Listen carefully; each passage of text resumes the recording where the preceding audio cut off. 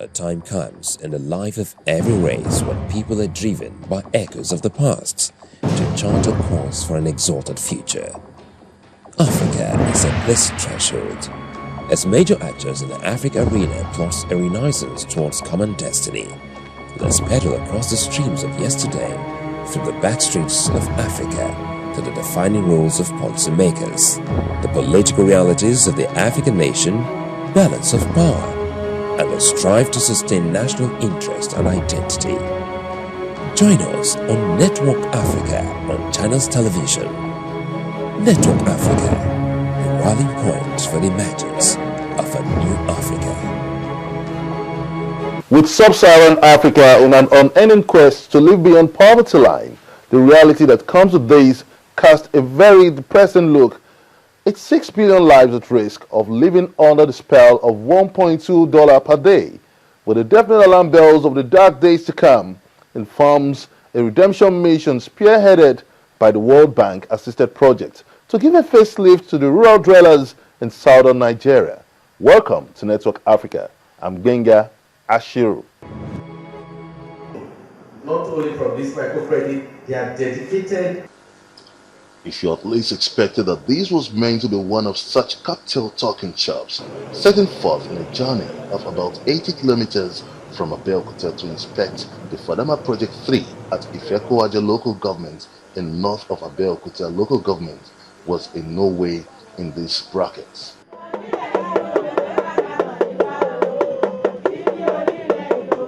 Spontaneous outbursts of dancing and joyful chants at the sight of our arrival may suggest an assignment well undertaken. With 2 cassava grinding machine, about 7 generating sets, and a borehole system raises the question if this sudden show of excitement was actually a scripted rehearsal.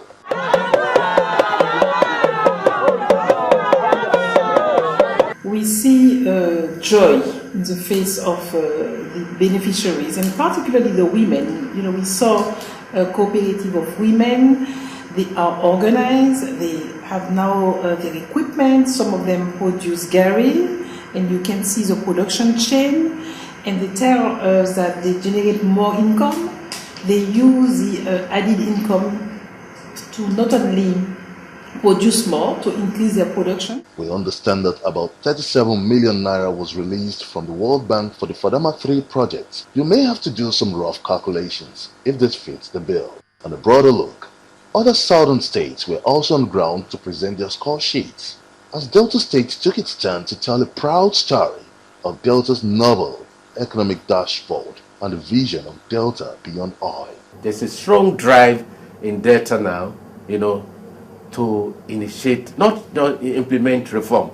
The State Department sent people from Washington about 2 weeks ago to come and meet with us. They said, they heard that we are initiating reform and the thing is working.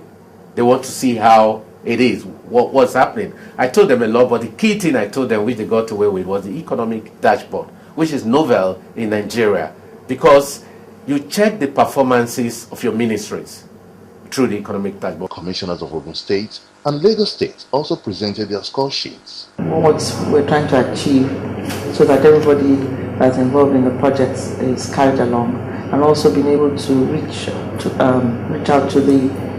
the grassroots. But my idea attire is to let people know that this is what Ogun State has more as a comparative advantage over other states. And I want people to, I'm advertising it for them, and I want people to patronize Ogun State. From the presentations, the World Bank Country Director, Mrs.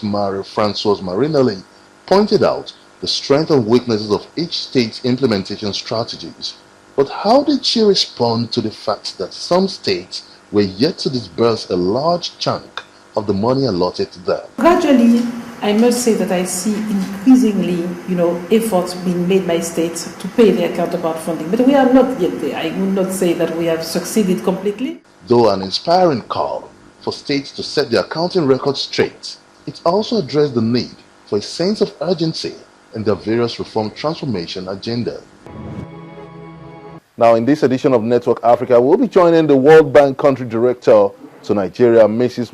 Francoise Marie-Nelly, on the recent mini-country performance portfolio review held recently in Abeokuta, southwestern Nigeria. Join us in this interview.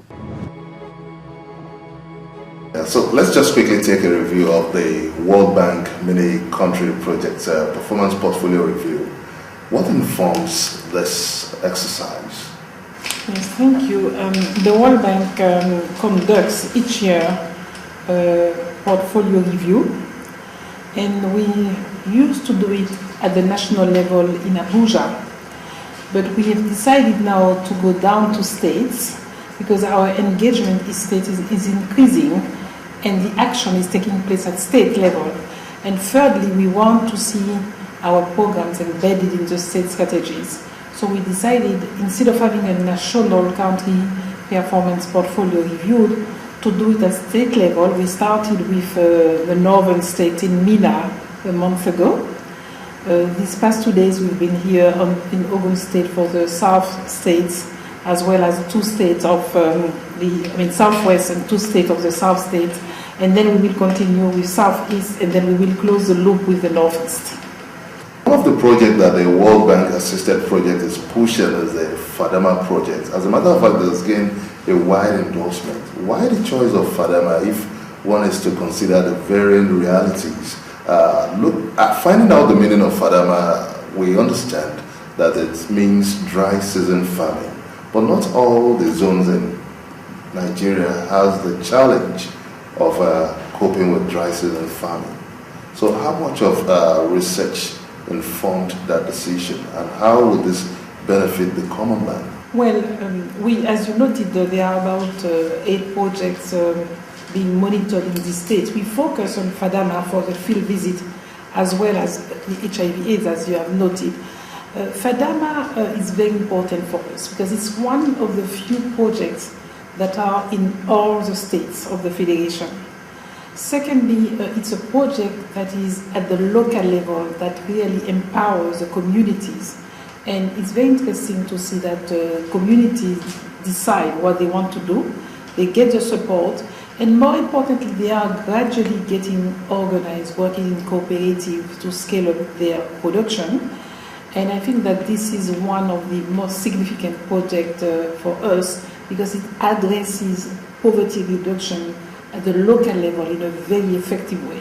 Women are involved, they work, farmers, men are involved, and we can see that the benefit of the overall exercise really is effective and is really seen at the level of the household in the way they use the incomes that are generated. Now it's been since 2009 since you started this, since the World Bank started this project, and now connecting with the voices of the people in this rural settlement that you've propagated, you've launched this campaign of the Fadama project and implementation. What did you see in the faces of these people living in these areas? Definitely. We see joy in the face of the beneficiaries, and particularly the women. You know, we saw a cooperative of women. They are organized. They have now their equipment. Some of them produce gari, and you can see the production chain. And they tell us that they generate more income. They use the added income to not only produce more, to increase their production, but also to their family, to their household. For example, I asked the question, are kids going to school? And you could see, the women smile and say, well, all our children are going to school. So it's really a joy to see that this is a project at the local level that is going through the value chain, and you can see that has direct impact in terms of income generated, in terms of empowerment, because they feel that they decide, and there is a good complementarity if you see between the women and the men. The women are working more on the processing, for example, to transform this cassava into gari. The men are in the field, for example. And you have that. And thirdly, as I said earlier, how it benefits to the family. So it's really a win-win situation. Now, you talked about paying school fees. Now, what kind of quality education, access to quality education do you think these people would honestly be able to afford? And what level of income do you expect them to live in now with this kind of assisted projects? You are raising a very good point, which is the issue of scaling up. But let me go as